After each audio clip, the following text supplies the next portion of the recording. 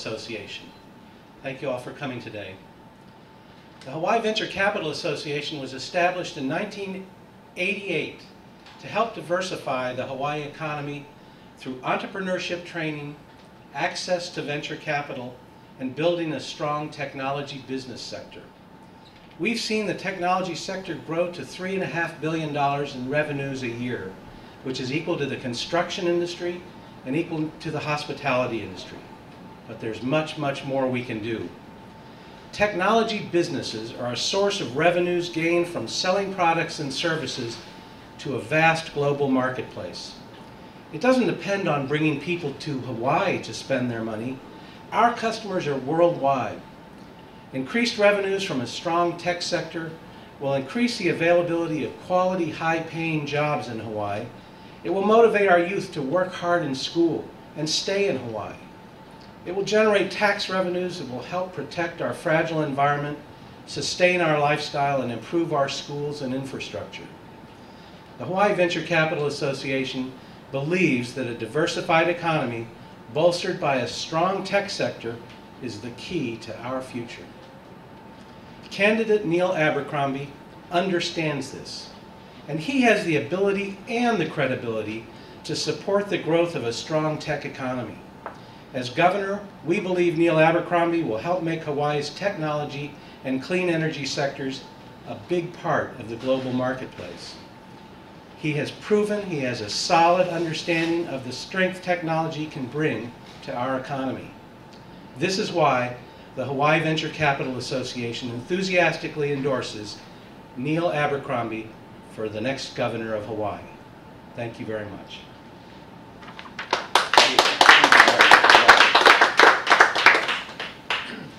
Well, Neil Abercrombie and I go way back to when I was in college in 1976, actually. But today, he stands for everything that I need to see happen in Hawaii. We need jobs for our children. We need a future for Hawaii. And right now, it feels like the visitor industry and the military and all those industries are sort of flattening out. And so we need something that's going to bring us high-paying jobs in Hawaii. And high-tech is the high-paying jobs that we need for our children, for our graduates. They don't have to move to the mainland. And we can get some of our kama'aina, really smart guys to come back to Hawaii and become part of this economy. So I'm wholeheartedly behind Neil. Without further ado, here's Neil. Thank you, Henk. Thank you, Bill Hunt. Aloha, everyone. Thank you so much for being here. I want to say, and I know you can feel, I know you can see how enthusiastic I am about this. This is the culmination of a year and a half's campaigning, a year and a half of reaching out for Hawaii's future. This endorsement today is less about me than it is about Hawaii's future. The Venture Capital Association are the ones that put the risk out there. They're the ones that are investing literally in the future. And when they invest in this campaign and ask you to support our campaign, it means they're supporting Hawaii's future. If we want our young people to stay here in Hawaii and have the great jobs that can be yours, then we have to change direction. We have to have a vision for the future. We can't look to the past and more of the same. I believe that the Venture Capital Association is saying we cannot go in the old ways. We cannot stay on course going backwards. We have to look forward. I'm delighted to have this opportunity to reach out beyond the venture, beyond the capital, beyond the risk to the people of Hawaii and say our future definitely is in the hands of someone who can lead us in that direction. I couldn't be happier about the opportunity to do it. I can't be happier about than working with the Venture Capital Association members. They are the people who understand that in order for us to have a future here in Hawaii, to be optimistic, to be energetic about the future, to have an idea that our children can stay here and prosper, that they have to be able to be certain that there is leadership at the top, in the governor's office, that can respond to those who are willing to take the risk, willing to make the venture into the future, willing to say that Hawaii's future and the future of venture capitalists here in Hawaii is the same. First of all, Act 221 has been a great boon to the ability of entrepreneurs in Hawaii to get started and get a foothold in developing creative ventures that address global needs. About $1.3 billion of Act 221 investment was put into over 350 or so companies, and those companies turned around and spent $1.4 billion right back in the economy, giving a trickle-down effect to many other businesses and generating a lot of economic activity. But Act 221 was just the beginning. Act 221 was seed and early stage capital. Now we've planted 1,000 flowers, if you will, or 1,000 fruit trees, and it's time to fund those and water those fruit trees until they can reach maturity. You can't grow fruit overnight. It takes 8 to 10 years to build a tech company up to a point where it's starting to generate revenue. We have to keep putting that energy on developing our tech sector, and that's really what brought us to the point of selecting Neil. We think he has the energy, he has the capability, he has the credibility, he has the Washington connections. He can do it.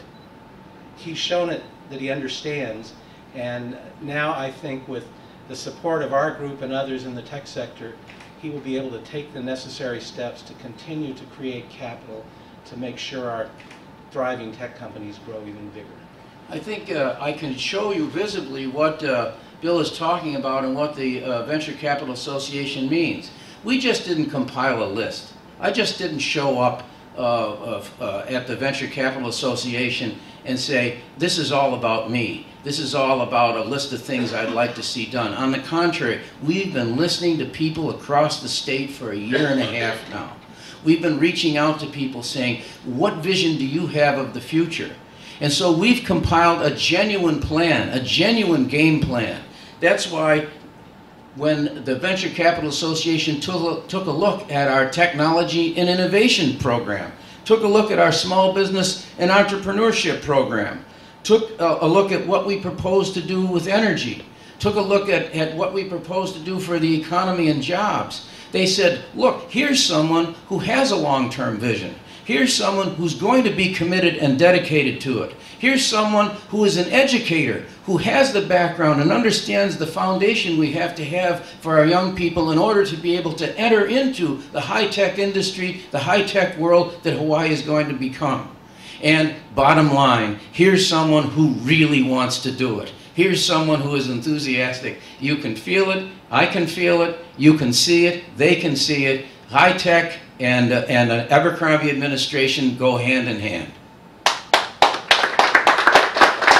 Okay, so yeah, so I went to UH and studied computer science, and basically when I left UH, there was really nothing for me to do in Hawaii that was of an interesting job, and it's kind of been like that ever since. All of the people that graduate from the UH that have real technical skill are moving to the mainland and getting jobs there. They're excellent people, and this is an excellent university.